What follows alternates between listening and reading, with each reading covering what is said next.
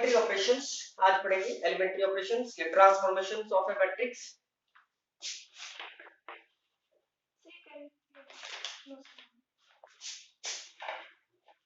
Elementary operations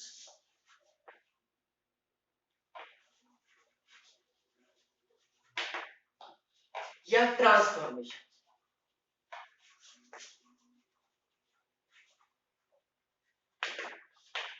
of a matrix.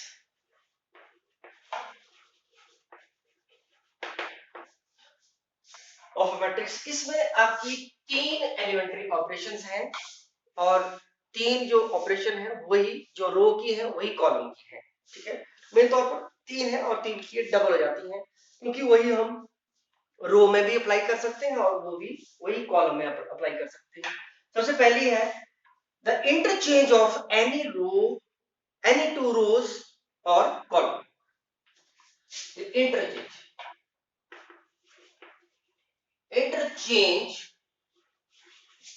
of any two rows or column और columns, मतलब किन्हीं दो रोज या कॉलम्स को आप आपस में इंटरचेंज कर सकते हैं। और इसको लिखते कैसे हैं, जैसे मान लो R1 और R2 को आपने इंटरचेंज करना है, मतलब R2 का आपने R1 बनाना है और R1 का R2 बनाना है, तो ऐसे लिखते हैं, दोनों तरफ एरो के निशान लग जाते हैं। ठीक है, इसको इसको बोलते हैं इंटरचेंज, ये इंटरचेंज कर सकते हैं। ठीक है, तो ये था number one, interchange of any row, any two rows और कॉलम्स। दूसरी प्रॉपर्टी है multiplication of the elements of any row और column by a scalar, by a non zero number, या किसी से भी आप मल्टीप्लाई कर सकते हैं, किसी भी, यहां आई से भी रिप्रेजेंट कर सकते हैं। ठीक है, किसी भी रो या कॉलम को आप किसी भी नॉन जीरो नंबर से मल्टीप्लाई कर सकते हैं। ठीक है, नॉन जीरो नंबर, या हम इसको स्केलर भी बोल देते हैं। ठीक है, नॉन जीरो नंबर से हम मल्टीप्लाई कर सकते हैं। ठीक, ये दूसरी प्रॉपर्टी। और तीसरी प्रॉपर्टी है आपके पास, तीसरी है addition of the elements of any row और column, the corresponding elements of any other row or column multiplied by a non-zero number। ठीक है, क्या कहते हैं कि किसी भी रो को हम, रो या कॉलम में हम कोई भी रो या कॉलम के एलिमेंट्स, किसी भी रो या कॉलम के corresponding एलिमेंट्स ऐड कर सकते हैं with multiplication of non-zero number, with multiplication of non-zero number। ठीक है ना, ऐसे बोल सकते हैं। The addition to the element of any row or column, the corresponding elements of any other row or column multiplied by any non-zero number, इस तरह हम इसको रिप्रेजेंट कर सकते हैं। ठीक है, बाकी ज्यादा पता है इसका सवालों में भी लग जाएगा, जहां जहां जैसी जैसी हमें जरूरत पड़ेगी वैसा वैसा हम करते जाएंगे, तो वहां पर ये प्रॉपर्टी भी आपकी क्लियर हो जाएगी। अब है इनवर्टिबल मैट्रिसेस। देखो डेफिनेशन नंबर 6 क्या है, a matrix A is a square matrix of order m, there exists another matrix B of same order। अगर कोई आपके पास A कोई मैट्रिक्स है, और कैसा मैट्रिक्स चाहिए, कोई स्क्वायर मैट्रिक्स चाहिए, square matrix of order m, रो और कॉलम सेम होते हैं ना इसमें, then there exists any another square matrix B of same order, of same order, मतलब ये भी स्क्वायर मैट्रिक्स ही रहेगा। तो तब क्या बोलता है, तब B is called inverse of A, B is called inverse of A and is denoted by A inverse। ठीक है, और किससे डिनोट करते हैं हम, A inverse। B को क्या बोलेंगे, A का इनवर्स। तो A is said to be, A is said to be invertible। ठीक है, तो फिर से देखेंगे इसको क्या बोलता है, same order. If A be any square matrix of order m, then there exists another matrix B of same order m such that, किस तरह, such that AB is equal to AB is equal to BA is equal to I। ठीक, जब इन दोनों को हम multiply करें और reverse order में मल्टीप्लाई करें, चाहे ए बी मल्टीप्लाई करें चाहे रिवर्स ऑर्डर में मल्टीप्लाई करें, तो किस बराबर आए, आइडेंटिटी मैट्रिक्स के बराबर आए। ठीक है, तो तब हम क्या बोलते हैं, B is called inverse of A। तो क्या बोला है, B is called inverse of A। ठीक है, and is denoted by A inverse. फिर बोलेंगे हम A is said to be invertible, इसका मतलब हुआ A is said to be invertible. ठीक है, अब इसका एक एग्जांपल भी ले सकते हैं आप। B क्या है, इसका मतलब हुआ B क्या है, A इनवर्स। ये मतलब हुआ इसका, B is called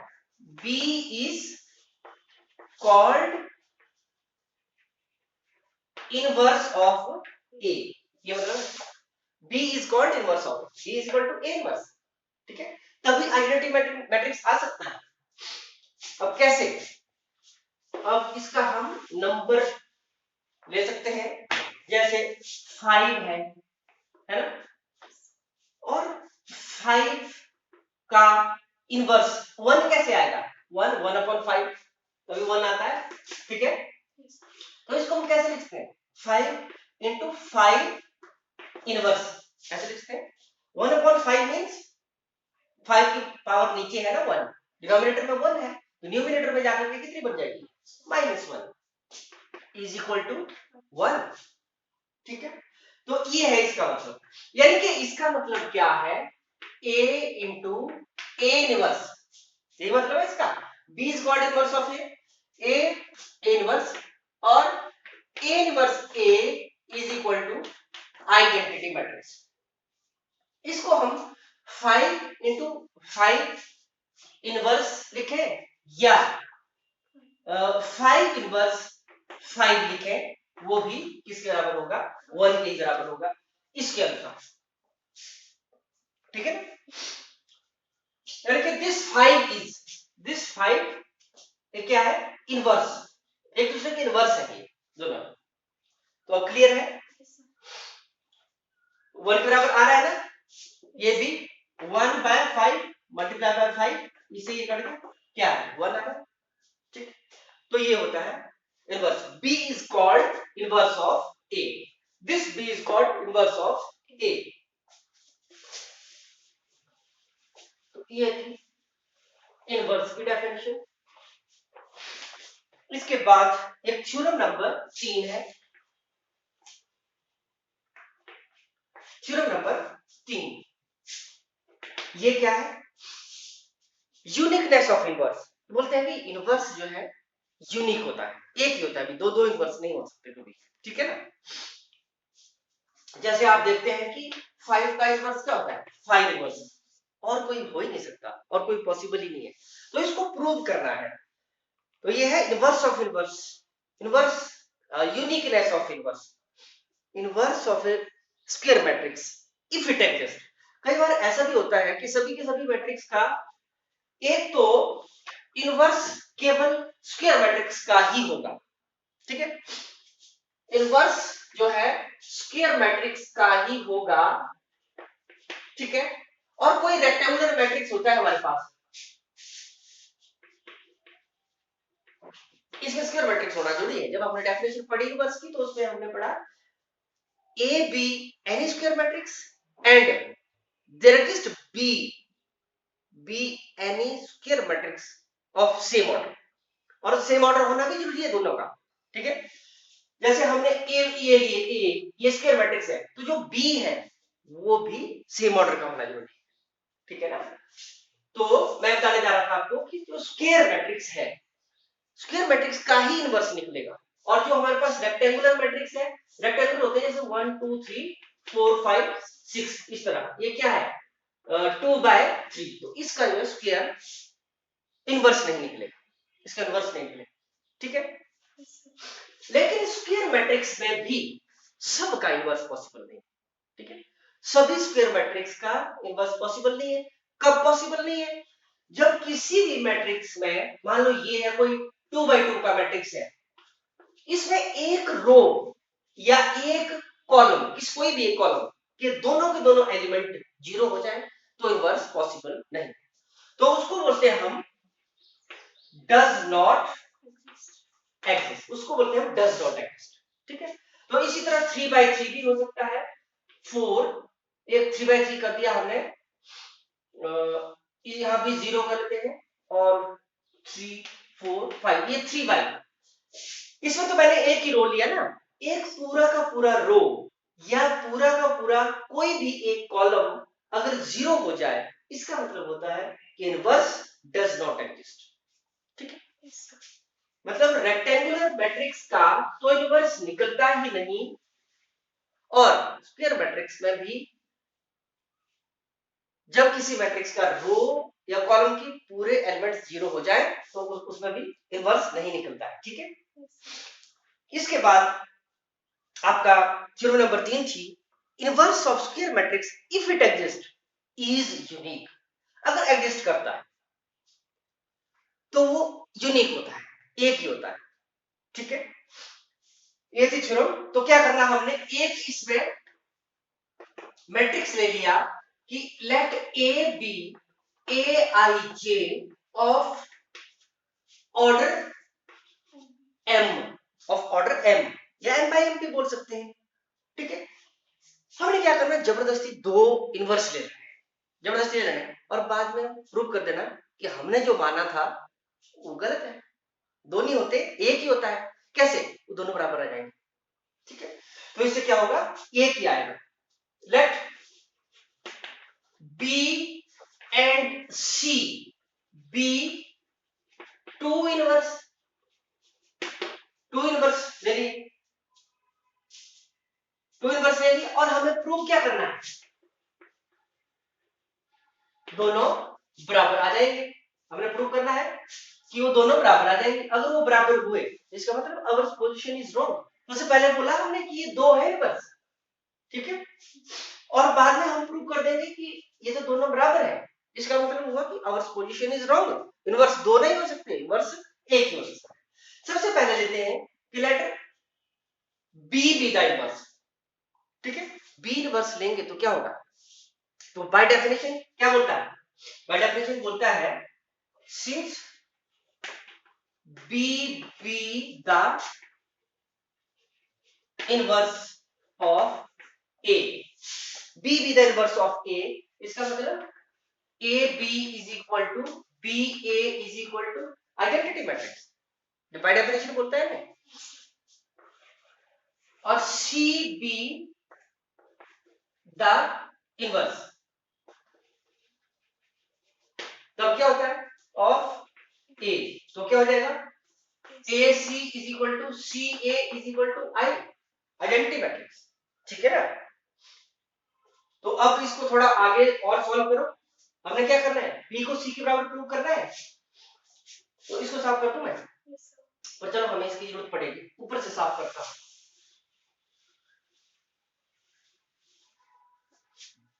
B, B को हम क्या लिख सकते हैं, बी आई, ठीक है, और बी आई जो है किसके बराबर है, यहां पर आई से हम कोई भी वैल्यू भर सकते हैं, जैसे हम क्या भरते हैं, ए सी भर देते हैं, आई को ए सी कहां से भरा, ये 1 ये 2 कहां से भर रहे हैं हम, ये 2 से भरा, ठीक है, 2 से भरा। तो अब इसको कौन सी प्रॉपर्टी लगा देंगे हम, बी ए इंटू सी, मैंने बोला था ना, इसको हम लगा रहे एसोसिएटिव लॉ या एसोसिएटिव प्रॉपर्टी, ठीक है। इसका ऑर्डर नहीं हम चेंज कर रहे हैं, पर यहां पर मल्टीप्लाई करने का मेथड थोड़ा सा अलग है, कि यहाँ पर AC को पहले मल्टीप्लाई कर रहे हैं, फिर B को मल्टीप्लाई कर रहे हैं, और यहाँ पर BA को पहले मल्टीप्लाई कर रहे हैं, तो यहाँ फिर बाद में C को मल्टीप्लाई कर रहे हैं, तो ये क्या है, एसोसिएटिव लॉ है। पर BI जो है, BA तो आइडेंटिटी मैट्रिक्स के बराबर है ना, आइडेंटिटी मैट्रिक्स कहां से, फ्रॉम 1, ये आइडेंटिटी मैट्रिक्स है, तो ये क्या हो गया, identity matrix into C is equal to C, ठीक है, ये क्या हो गया, ये तो B is equal to C आ गया, ठीक है, ये तो दोनों बराबर है, देयरफॉर अब position is wrong, B is equal to C, यानी कि इनवर्स तो एक ही होता है। अब लिख सकते हैं आप, इनवर्स इज यूनिक, ठीक है, इनवर्स जो है दो नहीं हो सकते, इनवर्स एक ही होता है।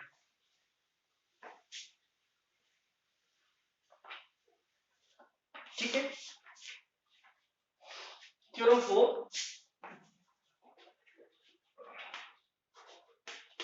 थ्योरम 4 है, if A and B are invertible matrices of same order, then ये दोनों क्या है, इन्वर्टिबल मैट्रिसेस है, इन्वर्टिबल मैट्रिसेस है, देन आपको प्रूव करना है AB whole inverse is equal to B inverse A inverse, ये आपको प्रूव करना है, ठीक है, तो by the definition of inverse of matrix, by the definition of inverse of matrix, by the definition of inverse of matrix, inverse of matrix क्या बोलता है, ये क्या है इनवर्स की definition, A inverse is equal to identity matrix होता है ना, तो हम क्या लेंगे कि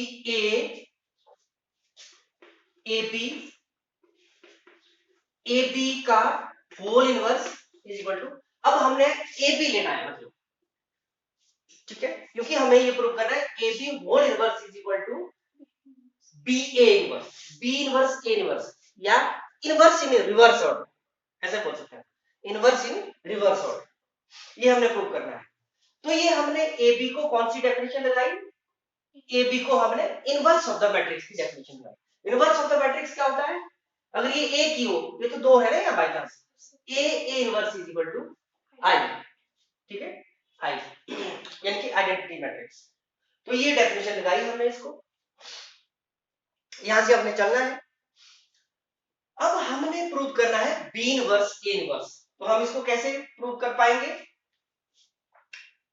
ठीक है ना, तो हम इसमें वो प्रॉपर्टीज लगाएंगे जो आपने पहले पढ़ी, कौन कौन सी, एसोसिएटिव लॉ, डिस्ट्रीब्यूटिव लॉ, तो इसके लिए क्या करना पड़ेगा, इसको pre multiplying by A inverse करना पड़ेगा। प्री मल्टीप्लाइंग होता है पहले मल्टीप्लाई करना, पोस्ट मल्टीप्लाइंग होता है बाद में मल्टीप्लाई करना, तो दोनों तरफ तो आप मल्टीप्लाई कर सकते हैं, ठीक है, उसको बोलेंगे किससे मल्टीप्लाई कर रहे हैं, ए इनवर्स, ए बी को और ए बी का होल इनवर्स, कहां मल्टीप्लाई कर रहे हो, प्री मल्टीप्लाई कर रहे हैं,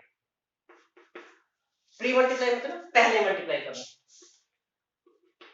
pre multiplying by A inverse, pre multiplying by A inverse, ठीक है, दोनों तरफ मल्टीप्लाई हम कर सकते हैं, ठीक है। अब यहां पर हम क्या कौन सी प्रॉपर्टी लगा लेंगे, एसोसिएटिविटी, एसोसिएटिव लॉ लगा लेंगे, कैसे, A inverse A into B, ऐसे लिख सकते हैं ना इन दोनों को, और इसको हम ऐसे ही रहने देंगे, is equal to A inverse into I, क्या बन जाएगा, इनवर्स इंटू आई, जैसे हम किसी को भी मल्टीप्लाई करें 5 इंटू 1 से, तो क्या रहेगा 5, इसलिए ये रहेगा ए इनवर्स, ठीक है, और ए इनवर्स ए किसके बराबर हो जाएगा, by the definition of inverse I के बराबर, I B, A B inverse is equal to A inverse ठीक है। अब 1 into 5 करें तो क्या रहता है, 5 ही रहता है। अगले स्टेप में क्या रहेगा, ये b ही रह जाएगा। ठीक है। अब इसको किससे मल्टीप्लाई करें, pre multiplying by b inverse. यहां पर प्री मल्टीप्लाइंग ही कर रहे हैं हम, pre multiplying by b inverse. दोनों तरफ हो जाएगा, नेक्स्ट स्टेप में करना है आपने, दोनों तरफ हो जाएगा ना। तो ये प्री मल्टीप्लाई कर दिया। अब b इनवर्स b भी bye the definition of inverse किसके बराबर होता है, आइडेंटिटी मैट्रिक्स के बराबर होता है ना, is equal to b inverse a inverse. तो 1 into this is equal to this, समझ रहे हैं, ab whole inverse is equal to b inverse a inverse. ठीक। अब इसको 1 into 5 समझे तो क्या आएगा, 5 ही आएगा ना, यही रहेगा। इसलिए A B whole inverse equal to B inverse A inverse. ठीक है। तो अब आपको पता लग गया, आपने प्रूव कर दिया कि A B whole inverse is equal to inverse in reverse order. ठीक है, बी इनवर्स ए इनवर्स के बराबर होता है। तो ये थी थ्योरम नंबर 4।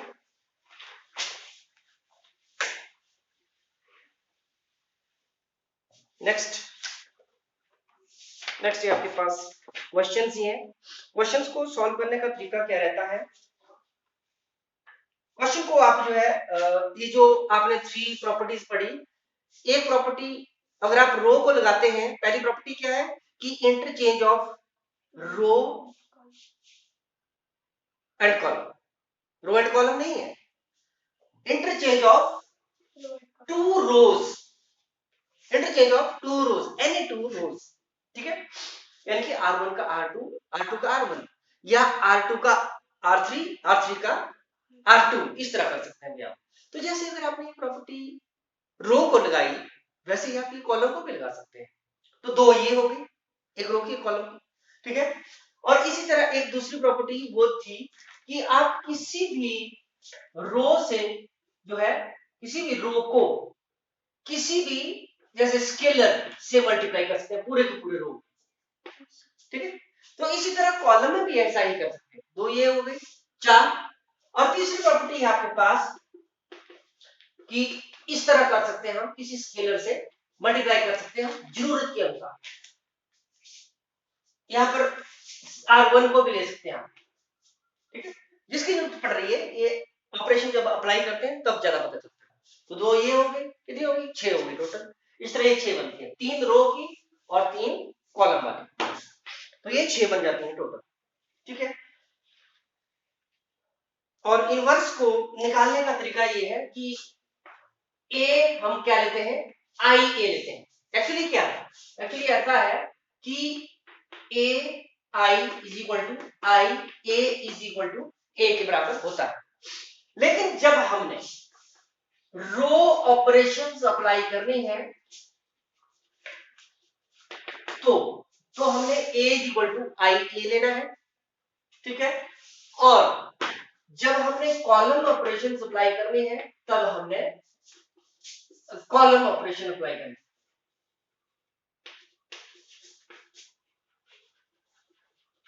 तब हमने ए आई लेना है, ए इक्वल टू ए आई के बराबर लेना है। लेकिन हम मैक्सिमम क्या करेंगे, कोई एक लेंगे, क्योंकि सवाल तो रो ऑपरेशन से भी हो जाएगा, कॉलम ऑपरेशन से भी हो जाएगा। ठीक है, हम क्या करेंगे, कोई एक लेंगे। तो पर ये ध्यान रखना पड़ेगा कि अगर आपने रो ऑपरेशंस, या आपको डिसाइड करना पड़ेगा कि अगर आपको इजी लगता है रो ऑपरेशन अप्लाई करनी है तो आपको a is equal to I ए लेना है। और अगर आपको आसान लगता है कि मैंने आपको कॉलम ऑपरेशन लगानी है तो आपको क्या करना है, a इज इक्वल टू ए आई लेना है। तो मैं समझता हूं कि हम फिलहाल अभी रो ऑपरेशंस अप्लाई करेंगे। ठीक है। और इनको ऑपरेशन लगाते लगाते क्या बन जाएगा, हमने क्या करना होता है, जो हमारे पास ए मैट्रिक्स होता है उसको हमने ऑपरेशन लगा रहे हैं हम, उसको हमने आइडेंटिटी मैट्रिक्स बनाना होता है। और इसको ऑपरेशन लगाते लगाते कोई अनदर मैट्रिक्स बन जाएगा। जैसे हम ऑपरेशन इसको लगा रहे हैं और ये आइडेंटिटी मैट्रिक्स है। आइडेंटिटी मैट्रिक्स अगर ऑर्डर 2 की बात करें तो ये क्या है, 1001, इस तरह है ये। तो ये आइडेंटिटी मैट्रिक्स है।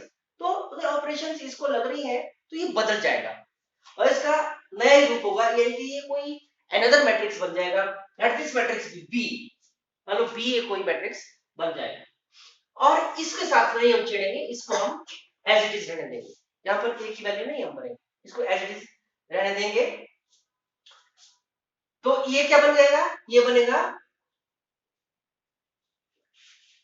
Multiplying both side by A inverse. A inverse से पोस्ट मल्टीप्लाइंग कर रहे हैं, पोस्ट मल्टीप्लाइंग इनके राइट साइड से मल्टीप्लाई हम कर रहे हैं इसको। तो ये क्या बनता है, ए इनवर्स बनता है ना। तो A inverse is equal to B into identity matrix, A inverse is equal to B. ठीक है, तो जो बी निकला आपका, बी जो नया मैट्रिक्स बना आपका वो क्या है, ए इनवर्स। ठीक, फिर से देखेंगे आप क्या कर रहे हैं, रो ऑपरेशन अप्लाई करने जा रहे हैं और जब भी आप रो ऑपरेशन अप्लाई करेंगे तो आपने a is equal to I ए लेना है और उसको ऑपरेशन अप्लाई करनी है। ऑपरेशंस वही तीन टाइप के ऑपरेशन। पहली ऑपरेशन वही कि किसी भी R1 या R2 को आप इंटरचेंज कर सकते हैं। इंटरचेंज तो दोनों तरफ एरो लगता है, या फिर आप क्या कर सकते हैं, किसी भी स्केलर मल्टीपल से मल्टीप्लाई कर सकते हैं पूरे के पूरे रो को। या फिर तीसरा ये है कि आप R1 में कोई दूसरा R2 या R3 जरूरत के हिसाब से ऐड और मल्टीप्लाई कर सकते हैं, किसी स्केलर से मल्टीप्लाई करके ऐड कर सकते हैं, जैसे भी आपको जरूरत।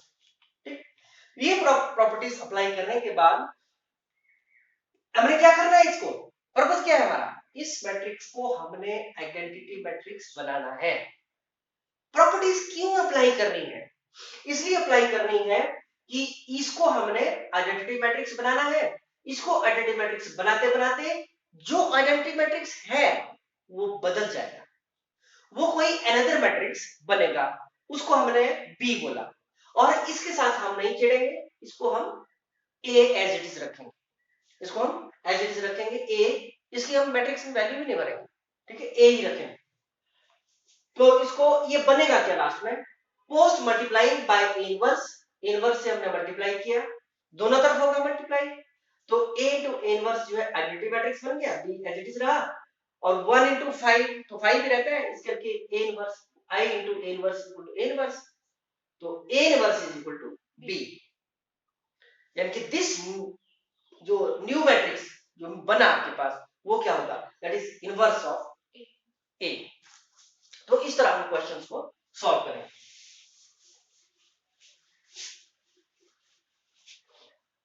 अब करते हैं हम एक्सरसाइज शुरू करते हैं, exercise 3.4। Exercise 3.4 first question, using elementary transformations find the inverse of each of the matrices if it exist. If it exist करता है, कब एग्जिस्ट नहीं करता, जब कोई भी रो या कॉलम के पूरे एलिमेंट्स जीरो हो जाए तो इनवर्स एग्जिस्ट नहीं करता। तो हम इसको लेते हैं 1 2 -1 3। और एक चीज मैं आपको और बताऊं कि किस तरह क्या तरीका आपके पास रहना चाहिए सॉल्व करने का। 1 0 0 1 आपने इस तरह बनाना होता है इस मैट्रिक्स को, let A B this matrix, है ना। आपने इस मैट्रिक्स को आइडेंटिटी मैट्रिक्स बनाना है, ठीक है।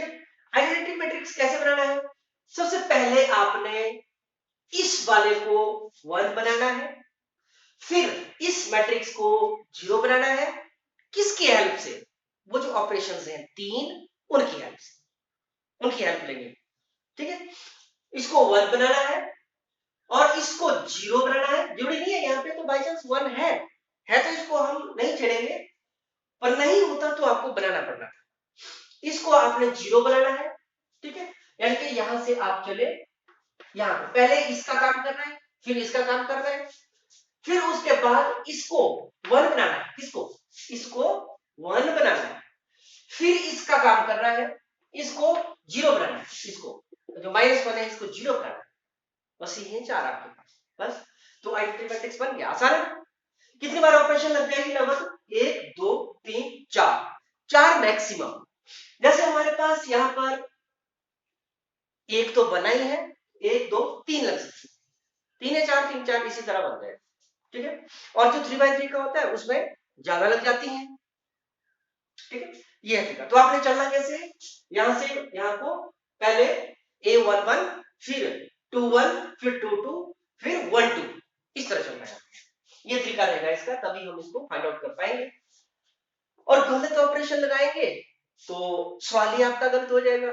आप ऐसा सोचें कि मैंने 1001 आइडेंटिटी मैट्रिक्स तो बना दिया, लेकिन अगर, क्योंकि आपको पता है कि इनवर्स 2 नहीं हो सकते, जैसे मेरा आंसर कुछ और है, आपका आंसर कुछ और बन रहा है, और आइडेंटिटी मैट्रिक्स बना दिया हुआ है, आंसर कुछ और बन रहा है, इसका मतलब कोई गड़बड़ी है बीच में, क्योंकि 2 इनवर्स तो हो ही नहीं सकते।